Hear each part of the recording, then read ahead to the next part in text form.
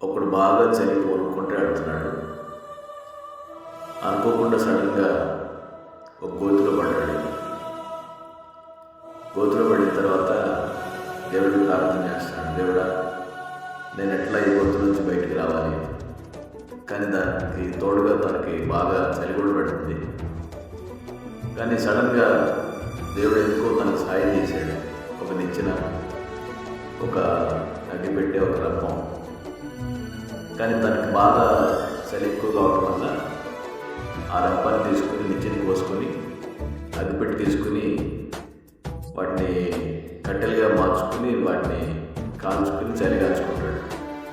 తర్వాత ఆ చలి కాల్చుకుంటున్నంతసేపు చాలా హ్యాపీగా ఉన్నాడు. దేవా నాకు ఎంత సాయం చేసావు, ఈ చలిలో నుండి బయటికి రావడానికి నాకు ఇవన్నీ ఇచ్చావా అనుకుంటాడు. కానీ చలి కాల్చుకోవడం అయిపోయిన తర్వాత ఆ గుంటలో నుండి బయటికి ఎట్లా రావాలో తనకు అర్థం కావట్లా. మళ్ళీ దేవుడిని దూషిస్తున్నాడు. అంటే కొన్నిసార్లు దేవుడు మనకి సహాయం చేసినా మనం తీసుకునే వాటిని బట్టే మన లైఫ్ ఉంటుంది.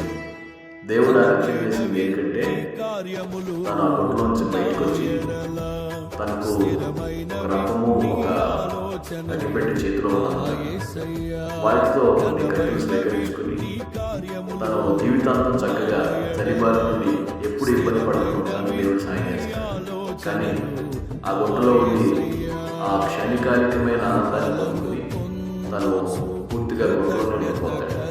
ఎవరో వచ్చి సాయం చేస్తే కానీ మళ్ళీ బయటకు రాలేదు. మనం కూడా అంతే.